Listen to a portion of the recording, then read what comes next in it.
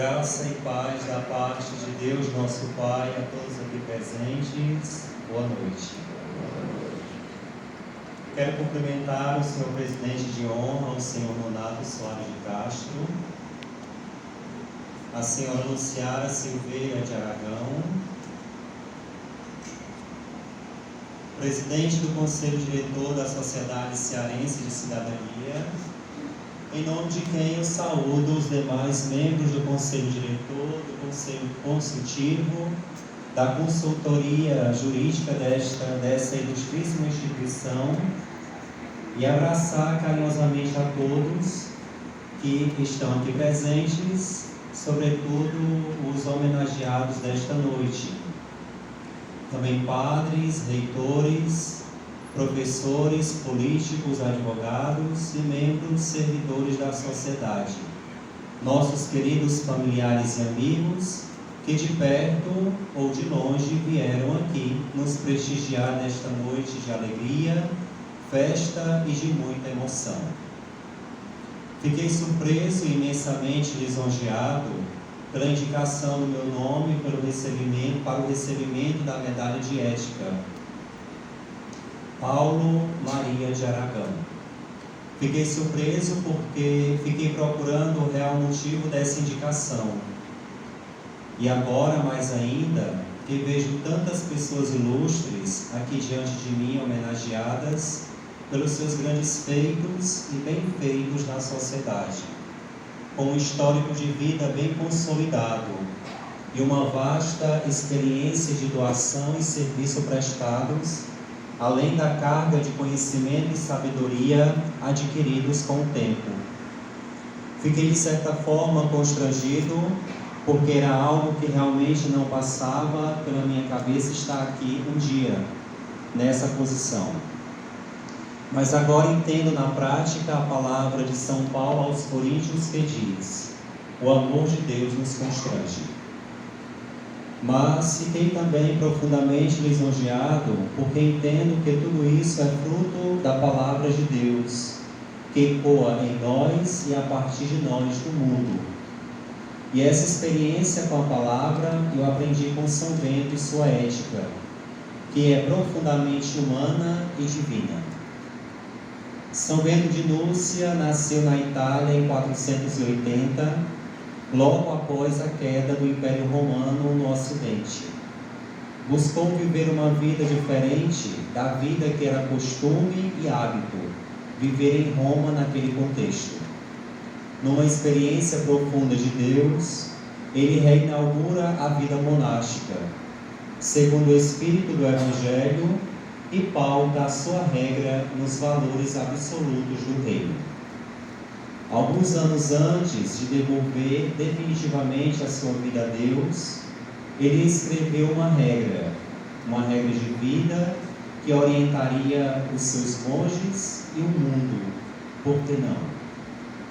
Reescreveu uma nova e tão antiga ética humana, monástica e profundamente divina, cuja centralidade ou resumo se encontra no lema Ora et labora et legem. Reza, trabalha e lê. Dessa forma, São Bento vê o mosteiro como resposta para o sentido das coisas. O que é o homem? Como funciona e deve funcionar o mundo? Qual o sentido da vida? Como se preparar bem para a morte? Em última instância, como ser verdadeiramente feliz? Esses três pilares resumem a ânsia e o desejo do homem de todos os tempos. Ora, reza, diz São Bento.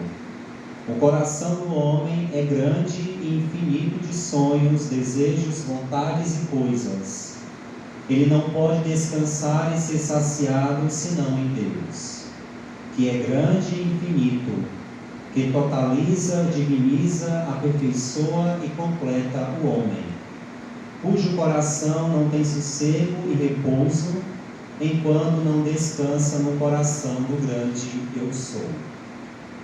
A espiritualidade é inerente ao homem, porque há necessidade nele de segurança, garantia, estabilidade e sentido.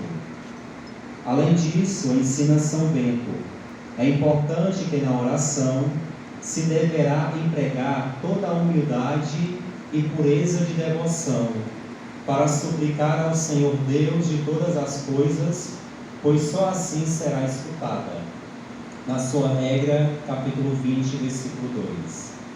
A medicina e a psicologia confirmam essa recomendação de São Bento. O psicólogo de Harvard, Gordon Efford, distingue dois tipos básicos de orientação religiosa: intrínseco, que vem de dentro, e extrínseco, que vem de fora. Ele entende essa motivação religiosa intrínseca, uma religiosidade que se alimenta de profunda convicção, que supera em muito o comportamento religioso puramente exterior, que busca, por exemplo, somente a saúde. São Bento faz dessa religiosidade intrínseca a norma para a vida de oração. Quem assume isso, portanto, quem não está preso a desejos ou propósitos, tais como saúde e satisfação, quem, ao contrário, se concentra na essência da oração, em Deus mesmo, este não pede que Deus o escute, responda às suas expectativas, mas aprende a escutar a Deus e a sincronizar com Ele. Estudos comprovam que pessoas com essa religiosidade autêntica têm menos medo da morte, apresentam menos tendência à depressão, saúde anímica mais estável e, casos de doença, chances maiores de cura. Labora, trabalha, ensina São Bento. O trabalho é considerado uma atividade necessária, porque nos torna coparticipantes e continuadores da obra da criação. O trabalho é uma prerrogativa do homem criado e remido à imagem de Deus.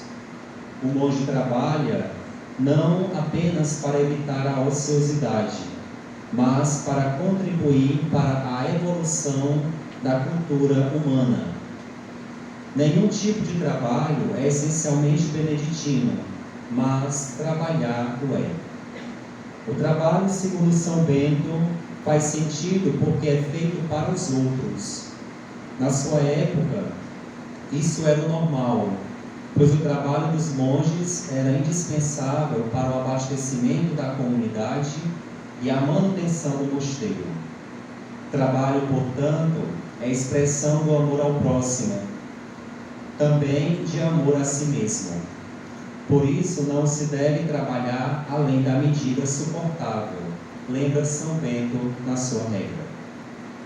Não se deve trabalhar até desabar, nem trabalhar somente sob o comando de outro.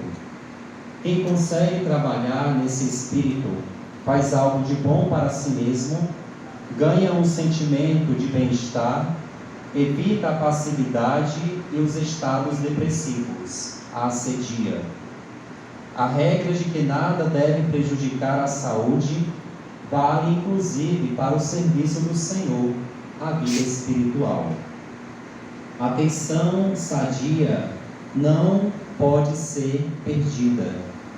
São Bento não quer ordenar nada duro, nada pesado na regra.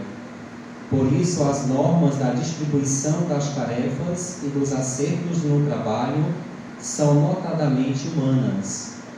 A psicologia do trabalho de São Bento tranquilamente poderia servir de modelo para empresas de hoje, para as empresas de hoje. No capítulo 68, ele estabelece os princípios para lidar com crises. O irmão deve comunicar ao superior, livre e pacientemente, que a carga imposta ultrapassa a sua capacidade. Problemas devem ser abordados abertamente, em vez de varrê-los para debaixo do tapete, para manter a impressão de que tudo está em ordem. O típico do ethos beneditino do trabalho não se expressa no que se trabalha, corporal ou intelectualmente, e sim no como se faz, e sim no como se trabalha. Decisivo é que se trabalhe com amor a Deus. Somente através do tu divino sei que meu trabalho faz sentido. Justamente quando o trabalho é difícil ou parece não fazer sentido, ajuda a saber que se trabalha na perspectiva de Deus e para Deus, isso dá sentido ao trabalho. Ledger, insiste São Bento, lê. Um fator de proteção importante contra o Alzheimer é a leitura. Não há dúvida de que o crescimento mais intenso do cérebro se dá nos primeiros anos de vida. A partir disso, é recomendado que pais e professores lessem para as crianças. São Bento recomenda pelo menos 3 horas de leitura por dia, evitando a ociosidade. Para os monges, a leitura é imprescindível para a vida espiritual. O espírito precisa de alimento e não somente o corpo. Os monges eram chamados de homens-livro. Alimento espiritual textualmente. O espírito é, por assim dizer, o software no interior do ser humano, que precisa de informação para funcionar. Os neurocientistas atuais afirmam que a prática de contação de histórias, ouvir, guardar o narrado e retransmiti-los formam o espírito e o cérebro, impedindo o desenvolvimento dos sintomas da demência. É assim que São Bento orienta os seus monges, com a palavra de Deus ou chamada Lexio Divina. Nesse processo, não só a alma em comunhão com Deus, mas a mente e o corpo também se beneficiam. Porque quem lê a Bíblia, a palavra de Deus, de forma correta, recebe mais do que palavras humanas, informação cotidiana, conselhos e indicações práticas. Recebe alimento do próprio Deus. Isso quer dizer, quem lê e medita a Bíblia encontra, sobretudo, encorajamento, esperança, sentido para a vida. Portanto, alimento existencial. No seu plano de vida, São Bento estabeleceu 4 horas por dia para a oração, 6 a 9 horas para o trabalho, 7 a 9 horas para o sono, cerca de 3 horas para a alimentação e repouso e 3 horas para a leitura e meditação. Não é que o dia de São Bento tinha mais de 24 horas, apenas ele conseguia harmonizá-lo.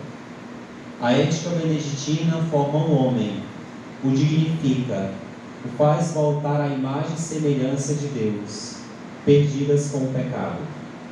São Bento resgata o homem para a felicidade e para a vida.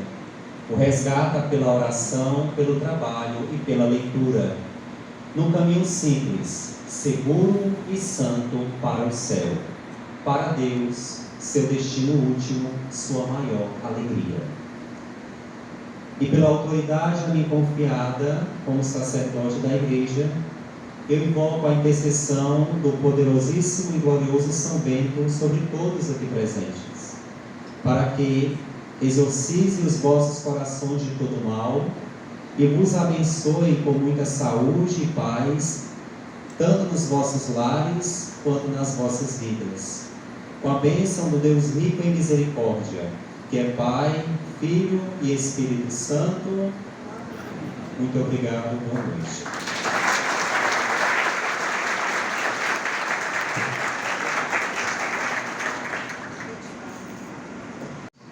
Interessante que ele falou, os monges eram chamados homens livros. Achei muito interessante isso. Estou com um livro aqui, do Paulo Maria de Aragão, nosso grande homenageado, Rua Carapinima, Ecos e Ícones. Cada homenageado vai receber isso do Paulo.